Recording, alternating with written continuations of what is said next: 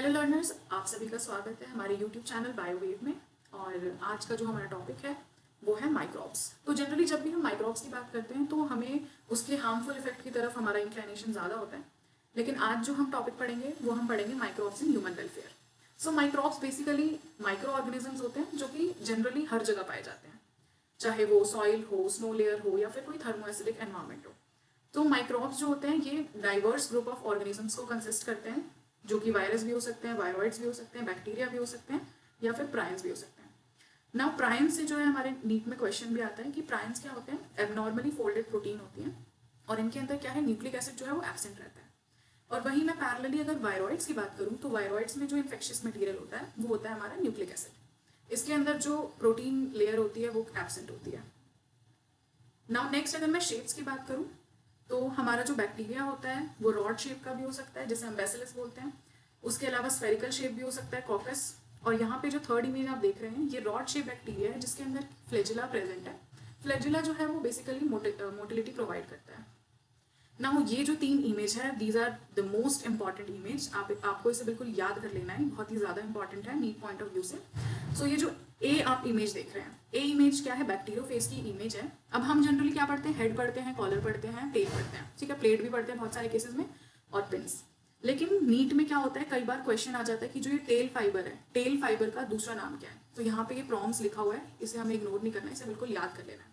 Now next जो हमें यहाँ पे बी इमेज दिख रही है, ये बी इमेज जो है ये एडिनो वायरस की इमेज है और ये जो है रेस्पिरेटरी इन्फेक्शंस को कॉज करती है। नीट में क्वेश्चन आ जाता है कि रेस्पिरेटरी इन्फेक्शन को कॉज करने वाले वायरस का नाम बताइए, तो आपको याद होना चाहिए दैट इज एडिनो वायरस।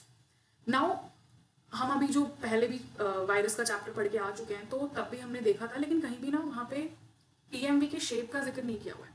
तो यहाँ पे हमें शेप के बारे में पता चलता है कि जो टीएमवी है, टोबैको मोज़ैक वायरस है, ये बेसिकली कॉम्पैक्ट रॉड शेप का वायरस है। ये भी आपको अच्छे से याद कर लेना है, ये भी इंपॉर्टेंट है।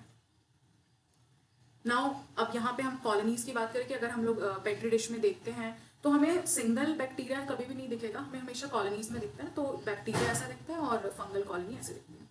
नाउ जो हमारा मेन टॉपिक है microbes and house hold products.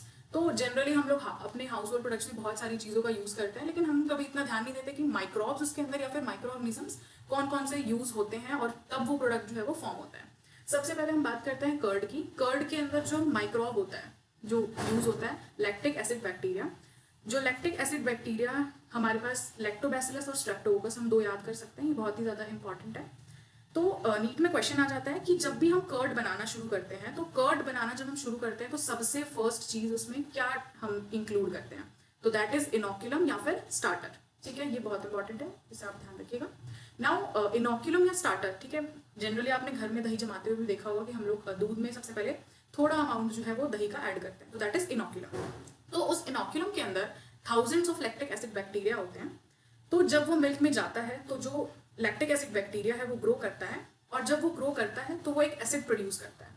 तो जब ये एसिड प्रोड्यूस करता है तो इसका काम क्या होता है, ये मिल्क प्रोटीन कैसिन को पार्शियली डाइजेस्ट करता है। ये बहुत ही इंपॉर्टेंट है, क्वेश्चन आ जाता है कि कौन से मिल्क प्रोटीन को ये डाइजेस्ट करता है पार्शियली, तो दैट इज कैसिन। अब कर्ड की मैं अगर बात करूं तो ये जो है मिल्क से ज़्यादा न्यूट्रिशियस होता है क्योंकि इसके अंदर जो है विटामिन B12 का अमाउंट ज़्यादा होता है। ये भी एक बहुत इंपॉर्टेंट क्वेश्चन बनता है। नाउ लैक्टिक एसिड बैक्टीरिया जो है वो माइक्रोबियल ग्रोथ भी चेक करता है हमारे स्टमक के अंदर। और vitamin B12 in general important इसलिए भी है क्योंकि विटामिन B12 का अमाउंट अगर हमारी बॉडी में सही रहता है तो हम लोग एनीमिक नहीं रहते। Now second product is bread. Bread तो जनरली बेकरी प्रोडक्ट्स तो हम सभी जानते हैं, ब्रेड हो गया या कोई भी चीज़ हो गई जो हम लोग यूज़ करते हैं अपने रोज़ाना के जीवन में। तो जनरली एक मिथ है कि ऐसा लगता है कि अगर कोई बेकरी प्रोडक्ट है तो वो हमारे लिए हार्मफुल ही होगा, बट ऐसा नहीं होता है। क्योंकि बेकरी प्रोडक्ट जो है, अगर हम कोई डो यूज़ कर रहे हैं, डो जो होता है स्टार्च होता है और उसके अंदर क्या होता है, हम लोग बेकर्स यीस्ट डालते हैं, सैक्रोमाइसिस सर्विसी। तो ये क्या होता है, ये बेसिकली हमारा पार्शियली डाइजेस्टेड होता है ऑलरेडी। तो जब हमारी बॉडी में अगर हम कोई भी बेकरी प्रोडक्ट खाते हैं तो वो पार्शियली डाइजेस्टेड होता है, तो हमें एफर्ट, हमारे जो स्टमक है, हमारे स्टमक को बहुत कम एफर्ट लगाना पड़ता है और कोई भी चीज़ जो है वो इजीली डाइजेस्ट हो जाती है। अब वो खराब किस वे में है, मतलब हम ऐसा क्यों बोलते हैं कि जो बेकरी प्रोडक्ट्स होते हैं वो अच्छे नहीं होते, वो इसलिए बोलते हैं क्योंकि अगर कंटामिनेशन हो जाती है उसमें, किसी भी कहीं भी बेकरी में प्रोडक्ट है, सामान बन रहा है, तो अगर कहीं कंटामिनेशन हो जाती है तो उस वजह से क्या होता है, हमारे लिए वो हार्मफुल हो जाता है। नाउ जो बेकर्स यीस्ट है, सैक्रोमाइसिस सर्वेसी, ये जो है बहुत सारे एंजाइम्स प्रोड्यूस करता है, अमाइलेज, माल्टेज और जाइमेज, जो क्या करते हैं हमारे को पार्शियली डाइजेस्ट करने में हेल्प करते हैं। अब ये जो जब हम ब्रेड बनाते हैं या फिर कोई भी बेकरी प्रोडक्ट बनाते हैं तो उसमें क्या होता है, इथेनॉल और कार्बन डाइऑक्साइड का प्रोडक्शन होता है।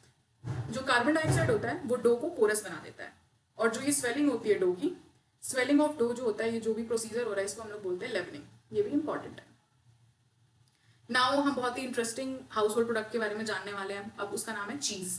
चीज़ जो होता है जनरली हम पिज्ज़ा, बर्गर, बहुत सारी चीज़ों सब में हम लोग चीज़ डलवा के खाना पसंद करते हैं, बट कभी हमने ये सोचा कि जो चीज़ होता है उसका भी डिफरेंट टाइप हो सकता है। जो चीज़ होता है वो डिफरेंट टाइप का भी हो सकता है और डिफरेंट माइक्रोब से भी बना हो सकता है। जो सबसे पहले अगर हम जिस चीज़ की बात करेंगे उस चीज़ का नाम है स्विस चीज़। जो स्विस चीज़ होता है, स्विस चीज़ हम बनाते हैं प्रोपियोनी बैक्टीरियम शर्मानी माइक्रो ऑर्गेनिज्म से, और इसमें जो वाटर का कंटेंट होता है ये लेस देन 40% होता है, और हम जनरली इसे हार्ड चीज़ बोलते हैं। और ये जो होता है, आपने कार्टून, बहुत फेमस कार्टून है टॉम एंड जेरी, उसके अंदर भी देखा होगा जेरी को चीज़ लेके भागते हुए, तो वो जो चीज़ होता है that is Swiss cheese. Now there is another variety of cheese which is Roquefort cheese. Roquefort cheese क्या होता है, ये बनता है पेंसिलियम रॉकफोर्टाई से, और इसके अंदर जो वाटर कंटेंट होता है वो 45% होता है, और ये सेमी सॉफ्ट चीज़ होता है। Now there is another cheese Camembert cheese. Camembert cheese जो होता है वो पेंसिलियम कैमेम्बर्टाई से हम लोग इसको बनाते हैं, और इसके अंदर जो वाटर कंटेंट होता है वो 50 से 80% होता है। सबसे ज़्यादा वाटर कंटेंट हमारा कैमेम्बर्ट चीज़ में होता है, और हम इसे सॉफ्ट चीज़ बोलते हैं। नाउ एक चीज़ जो हमें ध्यान रखनी है जो नीट पॉइंट ऑफ व्यू से, कि जो ये दोनों है पेनिसिलियम रॉकफोर्टाई और पेनिसिलियम कैमेम्बर्टाई, ये दोनों जो है हमारे फंजाई हैं, और जो हमारा स्विस चीज़ है ये जो है ये हमारा बैक्टीरिया है। तो क्वेश्चन आ जाता है कि कौन सा बैक्टीरिया है और कौन सा फंजाई है, तो हमें डिफ्रेंसिएशन पता होना चाहिए। Now last house hold product is toddy. Toddy जो होता है basically south Indian traditional drink है साउथ इंडिया का, और ये जो है पाम ट्री के सैप से प्रिपेयर किया जाता है। जो पाम ट्री का सैप होता है, पाम ट्री के सैप के अंदर नेचुरली ईस्ट प्रेजेंट होता है जो कि फर्मेंटेशन कॉज कर देता है। और जो हमारा पाम ट्री है, पाम ट्री जनरली कौन सा होता है, कैरियोटा यूरेंस, या याद करना चाहे तो आप याद कर सकते हैं, बट यहाँ पे आप ये चीज़ याद रख सकते हैं कि जो सैप होता है, सैप के अंदर नेचुरली ईस्ट जो है वो प्रेजेंट होता है जो फर्मेंटेशन में हेल्प करता है। That's all for today.